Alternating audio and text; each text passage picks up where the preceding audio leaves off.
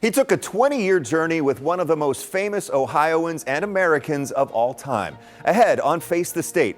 Now he's put that journey down in words in a brand new book. Dale Butland worked with astronaut, American hero, and longtime Ohio U.S. Senator John Glenn for 2 decades.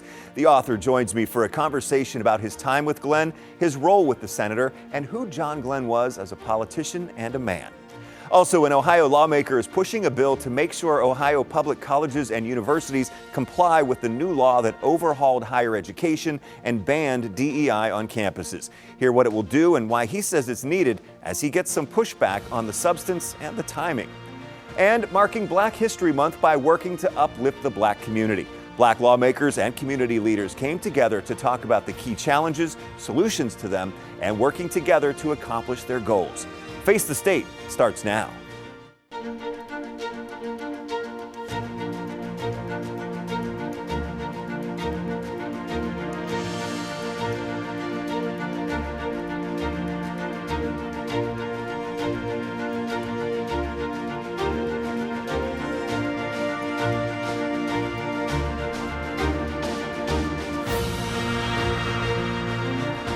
Thanks for joining us for Face the State. I'm Doug Petcash.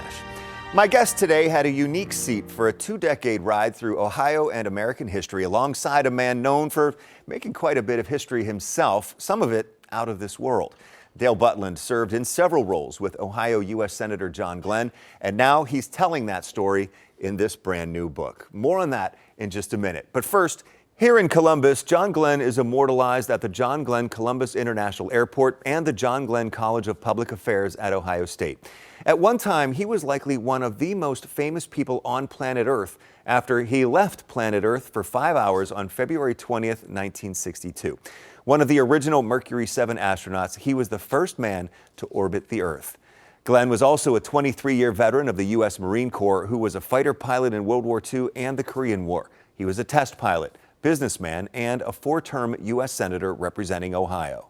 And that's where Dale Butland comes into the story. Senator Glenn hired Butland as a speechwriter in 1980. Butland went on to serve in several capacities for the senator over the next 2 decades. Press secretary, campaign director for Senator Glenn's final re-election campaign in 1992, and as the senator's Ohio chief of staff. Now, Dale Butland has put down his memories of his time with Senator Glenn in this new book, When Ohio Was Blue, My 20-Year Journey with John Glenn. It covers the period from 1980 until Glenn's retirement from the Senate in 1988 and beyond. A friendship that endured until Senator Glenn's death in 2016 at the age of 95. It's being published by the University of Akron Press and comes out in 2 days, March 3rd.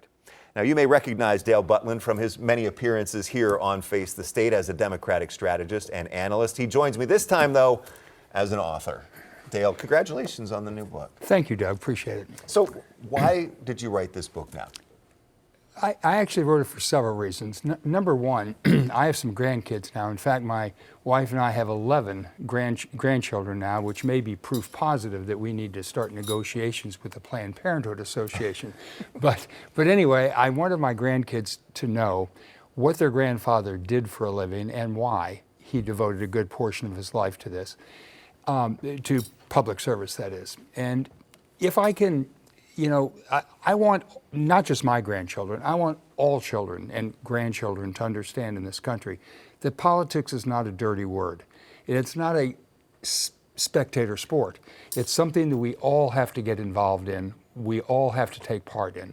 And if I can move the needle just a little bit in that regard, it will have been well worth writing. And what do you want people to take away from this book? And, their impressions of what you did and what Senator John Glenn was and did.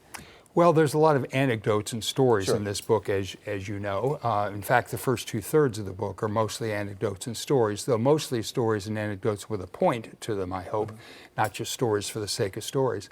But then the last third of the book, I talk a little bit about how we got to where we are in this country in terms of politics and maybe some reform ideas for how we might get out. But I do think that it's important that, look, what we have right now is not sustainable. We have Democrats and Republicans who are at each other's throats all the time. And I'm not just talking about in Washington. I mean, in our cities, our streets, in our homes, our families. It's as though Democrats and Republicans live on two different planets. It's as though we don't even share the same reality or the same facts. Well, that's not sustainable in our democracy. So I'd like us to get back to a place where it used to be back in the 1980s when John Glenn was active and even beyond that. But we need to get back to some semblance of civility in our politics. So you went to work for him as a speechwriter first Yeah. in 1980. Yeah. I guess, how intimidating was that, first of all, and then what was the experience like? Yeah, well, it was very intimidating because John Glenn, as you pointed out in the intro, was one of the most famous people on the planet Earth, particularly back then, because his orbital flight was not that old at that point. He did it in 1962. So it was intimidating, and it was. John Glenn had acquired a reputation for being a dull and boring speaker. When he was at the 1976 Democratic Convention, gave the keynote address, he gave a policy-heavy speech that just didn't work very well, and he was labeled dull and boring. And now I was the dull and boring guy speechwriter. While I was very flattered to have the job, and I was very proud to have been hired, I've always said it was a little bit like being boxing promoter Don King's barber. It was a little embarrassing to tell anyone, So, but I think that John got better as we went along. I certainly tried my best, and he started getting better reviews on his speeches. He certainly did. And you worked for both Senator John Glenn and Senator Howard Metzenbaum, and you write that for them, politics was not a blood sport, compromise was not a moral failing. Is that, do you think, what defined their politics and their governing style? Yeah, I mean, Howard, and by the way, I worked for Howard. I was on loan from John Sure. Glenn to Howard Metzenbaum for 9 months for Howard's last campaign for re-election. But yeah, it is, it's hard to describe, particularly for younger people who may not have known politics before 2016, when things, this is kind of with this anything goes kind of politics that we have now. Back then, Democrats and Republicans argued over policy things. We argued over what policy was best to bring down inflation or to put people back to work. Nobody argued over whether to accept an election result or not. That's relatively recent. And that's why I say politics for John Glenn and Howard Metzenbaum and all those people like them back then, politics was not war. Your opponents were not enemies. Winning an election was not viewed as a license to grift, and losing an election was not evidence that it was lost or stolen. And as you said before, compromise was not a dirty word. They recognized that compromise is the lifeblood of a democracy. It's the only way it can work if you have a competitive two-party system. We need to get back to that kind of politics. You described Senator Glenn as the most open-minded Yeah. politician you ever worked for. Yeah. How so? John Glenn had a quality about him that you don't see a lot today, I think, in politicians, that he had a genuine sense of humility. He believed that he might not always be right, might not always have all the answers, and that he would genuinely benefit from hearing other points of view. So he asked for that all the time. And in my case, for example, he was always willing to hear me out if we had a different view on a policy issue. I didn't always win the argument, of course, but he always let me get my oar in. Always let me make the case. And that's really all that you can expect if you're a staffer. And a big example of that is the debate over the flag burning amendment that was happening in the mid-1990s. And you talk about his process of making that decision, because you're talking about a Democratic senator, but also this is an issue of, burning a flag that he represented as a fighter pilot, as an astronaut, as a senator, as a veteran who loves his country, but that is also the free speech aspect of it. How did he approach that decision and what he ultimately did? Yeah, so John's first reaction was visceral. He was for the flag burning amendment because he deplored flag burners.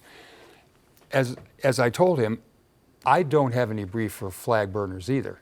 Even when I was in college and I was an ardent opponent of the Vietnam War, I never thought burning a flag was an appropriate way to express your dissent. But the Supreme Court ruled with Antonin Scalia who was a conservative icon, voting with the majority, voted that burning a flag in protest was a constitutional right. What I talked to John about, and I recount the conversation in some detail in this book, we talked about the fact that that while flag burning, well, let me back up. Everything that is inappropriate should not necessarily be illegal. And the truth of the matter is, we need a First Amendment. And the flag symbolizes all the freedoms we have under the First Amendment, freedom of speech, freedom of protest, and so on. What a hollow victory it would be if we protected the symbol of our freedoms by chipping away at the actual freedoms that that flag represents. And that's the end. That ended up being the side he fell on. That's right. I have to get to the story. He did his orbital flight in 1962. Yeah. Didn't get a chance to go back into space until 1998. Right. Or, yeah. How important was that to him at the age of 77 to be able to go back into space aboard Space Shuttle Discovery? And you were there for the launch, too. I was. It was very important to him because all the astronauts had been promised 2 flights. John only got 1. And it wasn't until years later that he found out the reason he only got 1 was because President Kennedy thought that was very wary of sending John up for another flight because he was maybe the most famous man in the world in the face of our space program in this race to the moon with the Soviet Union during the Cold War. And he thought if something were to happen to John, it would be a public relations disaster. So he grounded John quietly through NASA. John found that out years later, but he was determined to get that second flight. So when he went, and they were doing research at that time on the effects of aging, or the effects of space travel on aging. John was 77 at the time. So he went, and he was up in space this time for 9 days. But you know, when you're in weightlessness for an extended period of time, there's all sorts of changes that start to occur within the body. And I won't go through them all, but to make a long story short, many astronauts have a hard time walking when they exit the craft.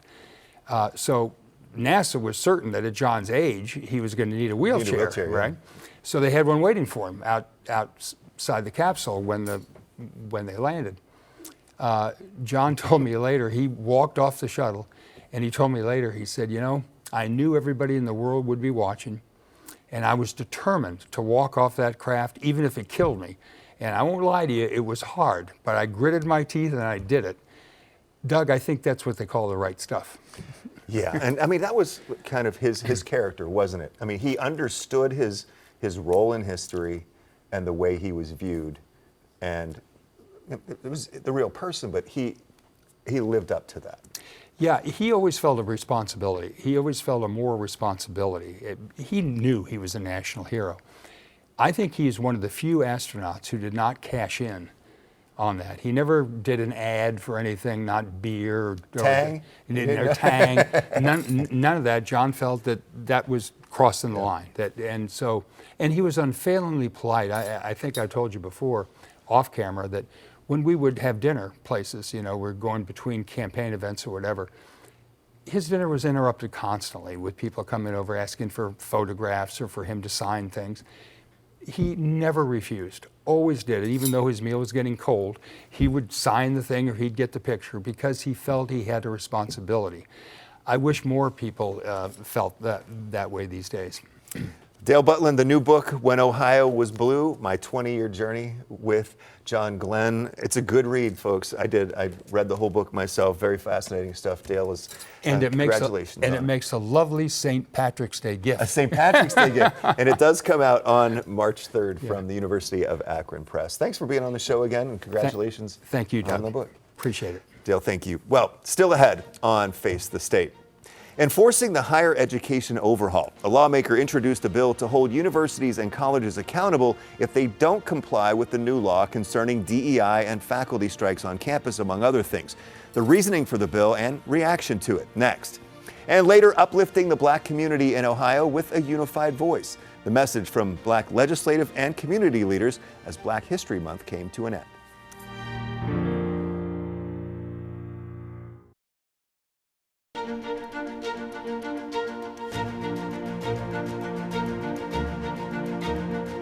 A lawmaker is pushing a new bill to enforce Ohio's law that overhauled higher education in the state.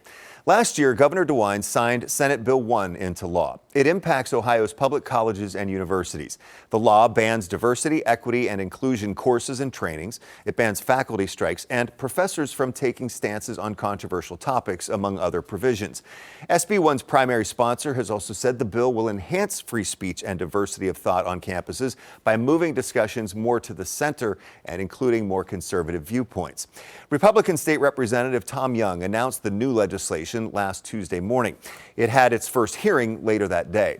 Young says Senate Bill 1 established the rules for the higher education reforms, and his bill would provide the enforcement mechanism to make sure schools are complying. But not everyone is on board. HB 698 strengthens enforcement and clarity. Republican State Representative Tom Young's bill would require state colleges and universities to certify their compliance with SB 1 every year. It prohibits reassigning, reclassifying, or disguising any employee's position so they can continue with diversity, equity, and inclusion functions. It also requires schools to submit an inventory to the State Chancellor of Higher Education of all employees who had performed DEI functions and who were reassigned. And they have to justify each employee's reassignment. This is not a punitive act of legislation. It's accountability legislation. The goal is simple. If institutions certify compliance with the law, that certification must be accurate. If there is disagreement, there's process. Young says if a school is found to not be in compliance, state funding could be withheld, but the institution would have an opportunity to correct the issue before losing funding. The group Honesty for Ohio Education opposes the bill. Policy Director Rachel Coyle calls it government interference in universities and likely unconstitutional. She says it's illegal for legislatures to force future legislatures to do something, in this case regarding funding. This bill tries to get around that by forcing all future governors to include money in their budget that can only be given to our colleges and universities if they comply with SB 1. Primary sponsor of SB 1, State Senator Jerry Serino, applauds Representative Young's effort but disagrees with the timing. He says the law is less than a year old and schools have a March 1st deadline to submit their next compliance reports. I would like to wait and see how that looks so that we can identify any deficiencies that need to be addressed. Also get a sense of some good things that are happening, which I believe there are. Ohio State spokesman Ben Johnson sent 10 TV a statement saying Ohio State is in compliance with SB 1 and we are fully committed to implementing the law with transparency. We are still reviewing HB 698 to understand the potential implications and have not yet taken a position on the bill. As always, the university is actively engaged in conversations with the General Assembly about the best ways to advance higher education across the state. The Ohio Conference of the American Association of University Professors says it strongly opposes HB 698. Executive Director Jennifer Tizone Price said, "This bill is another attack on higher education. It's not about accountability. It's nonsensical to claim non-compliance when the ink is barely dry on SB 1. Even the sponsor of SB 1 said HB 698 isn't necessary." And she added, "This bill is not about accountability. There is a clear pattern of this legislature introducing bills that erode public education rather than strengthen it." And Democratic State Representative Beryl Brown Pickle Antonio gave 10 TV a statement opposing the legislation. She says House Bill 698 asks public servants to spend their time waging a political culture war instead of serving students and improving education. Ohioans deserve accountability and results, focusing on student success, lower cost, and opportunity, not partisan fights that distract from the real challenges facing our campuses. And of course, we will continue to follow this bill. Again, it had its first hearing last week. Still ahead on Face the State, an opportunity for Ohio military veterans to keep serving their communities in a completely different way. And it could really pay off for them and for schools.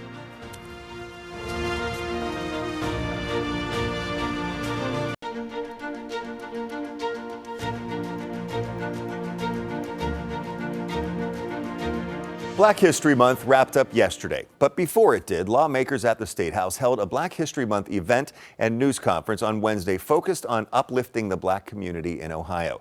The Legislative Black Caucus and other leaders emphasize the issues impacting the Black community and priorities to address them. They say their focus is unity, having a unified message across the state to accomplish goals and engage Black Ohioans. Gloria Blevins is president and executive director of the Black Child Development Institute of Ohio. It focuses on issues including early childhood mental health, maternal health, and child care. Ensuring that Black children receive the same prioritization as any other child.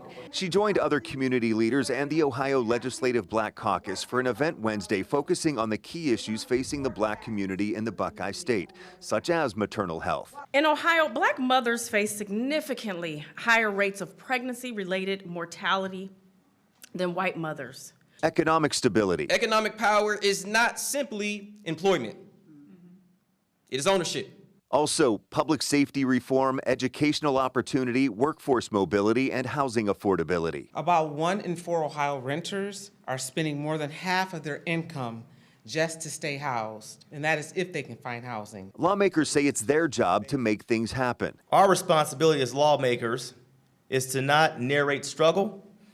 It is to dismantle structural barriers. And engage Black voters. According to the Ohio Legislative Black Caucus Foundation, of the slightly more than 1 million eligible Black voters in Ohio, more than 600,000 did not vote in midterm elections between 2019 and 2023, either from disinterest, lack of access, or other barriers. The community needs to see that Black legislators at the state level are actually showing up and working for them. But in addition to that, they need to see outcomes. They need to hear what's actually happening. As they celebrate Black History Month, they are looking to the future. But it's essential that we lean on our ancestors and bring those tools forward, but also utilize new tools and become a collective voice for collective impact. The lawmakers and community leaders also held a roundtable where they talked about these issues, possible solutions, and working together to get things done. For stories celebrating Black leaders across the state and how they have made an impact here in Ohio, you can watch our Black History Month special on 10 TV+. Just search it on demand after this show. And finally today, Ohio is launching a program aimed at helping recruit military veterans to continue to serve in the education system. The new initiative from the Ohio Department of Education and Workforce is offering a hiring bonus for military members in public schools. $3,000 for the employee and $1,500 for the employer, as long as the veteran stays employed with the school for at least 1 year. Those amounts increase to $5,000 for the employee and $3,000 for the employer if the new hire is in a school transportation role. It just goes to show that Ohio feels like their veterans are important. It's not just a holiday or not just a one-time thing. It's that, hey, we're thinking about you more often, and that's a good feeling. Ohio is home to one of the largest veteran populations in the United States. Nearly 800,000 veterans, active duty, and National Guard members live here.